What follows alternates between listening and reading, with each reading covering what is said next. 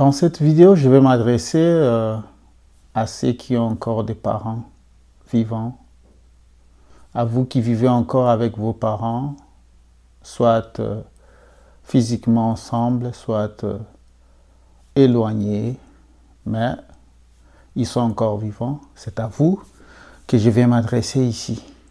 Restez avec moi, c'est Masumi Amia pour en savoir plus.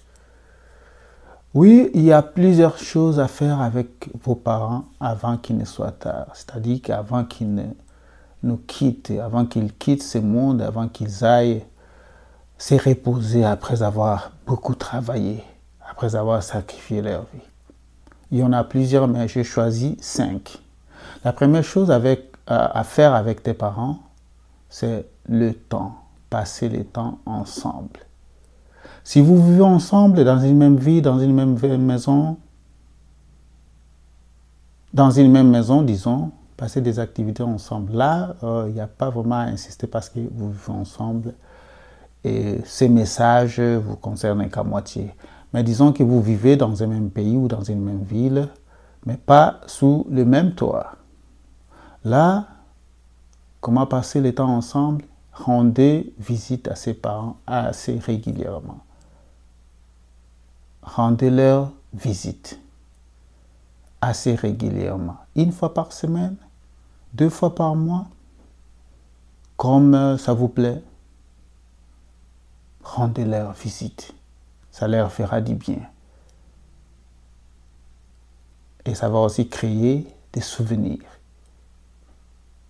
Autre chose, s'il arrive que vous ne vivez pas ensemble dans une même ville et que vous vivez éloigné géographiquement, passez un appel, un coup de téléphone chaque jour, pourquoi pas. 5 minutes, un coup de téléphone pour dire juste merci papa, merci maman, ou alors dire justement que comment tu vas, comment vous allez, je voulais juste savoir comment vous allez. Allez, ça leur fera du bien. Créer aussi des activités ensemble. Oui, faites participer tes parents aux activités que tu es en train de créer. C'est ça, passer le temps ensemble avec tes parents. La deuxième chose, c'est la reconnaissance. Ils sont vieux, ils sont plus ce qu'ils étaient 20 ans passés, 30 ans passés, ils n'ont plus la force. Ils ont travaillé dur. Et maintenant, ils tendent vers la fin. Leur dire merci, être reconnaissant envers eux, dire merci à cause de cet amour, l'amour qu'ils t'ont donné, qu'ils t'ont montré. Leur dire merci pour les sacrifices. Ils se sont beaucoup sacrifiés pour que tu sois qui tu es aujourd'hui. Ils ont sacrifié leur sommeil. Ils ont sacrifié leur énergie. Ils ont sacrifié tout à cause de toi.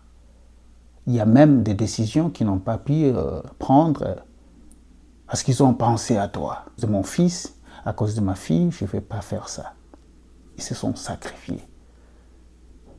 Si je n'avais pas mon fils avec moi, j'allais faire ça. Mais ils n'ont pas fait à cause de toi. Soyez reconnaissants. Maintenant qu'ils sont là, sois reconnaissant. Dites-leur merci à cause de la protection. Ils t'ont protégé. Tu es physiquement en bonne santé et mentalement en bonne santé parce qu'ils ont été tes garde-fous. Ils t'ont servi de bastingage. Ils n'ont pas permis que tu puisses tomber à gauche ou à droite. Ils étaient toujours là pour te soutenir, pour te protéger. De 0 à l'âge où tu es maintenant. Tu connais l'âge que tu as maintenant? C'est grâce à ces 2 parents-là qui paraissent vieux. Dites-leur merci à cause de la protection de l'éducation. Ce sont tes premiers enseignants. Tes premiers éducateurs sont tes parents. Ben, si tu as l'occasion, dites merci. Si tu n'as pas l'occasion, crée l'occasion de dire merci, papa et maman, vous m'avez appris ça, ça, ça, ça, ça. Ce sont eux, la base de ton éducation. Il y a des gens qui disent aujourd'hui que ils vantent, ce qui n'est pas mauvais, un certain professeur d'université, un directeur de recherche. Oh, grâce à vous, je suis devenu ça. Grâce à vous, vous m'avez soutenu. Ben non, le premier instructeur de ta vie, ce sont tes parents. N'eût été ces deux gens-là que tu vois aujourd'hui, affaiblis, vieillis, ton éducation serait nulle. Donc, dites merci à tes parents à cause de l'éducation. Il y a plusieurs aspects, plusieurs choses auxquelles on peut dire merci à ses parents.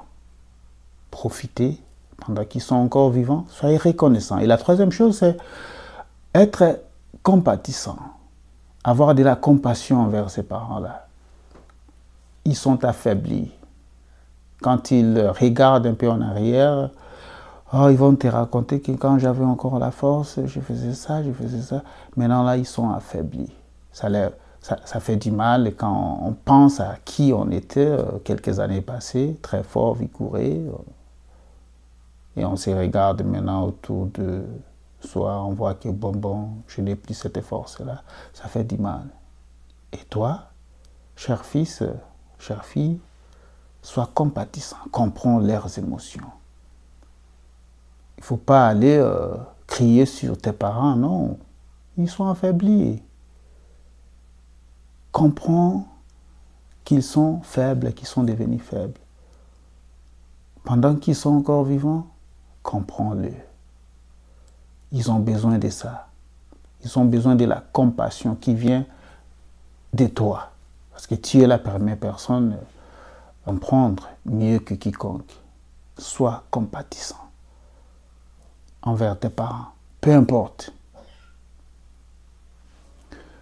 La quatrième chose, c'est le pardon.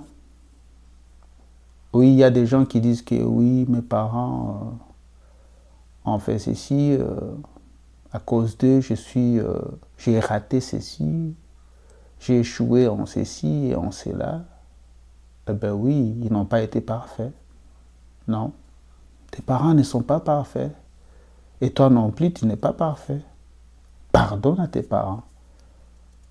Tu ne dois pas attendre d'eux à faire le premier pas, venir te demander pardon. Si cela arrive, ok. Mais si ça n'arrive pas, c'est la raison pour laquelle tu dois avoir du rancœur contre tes parents? Non. Pardonne tes parents. Ils se sont sacrifiés.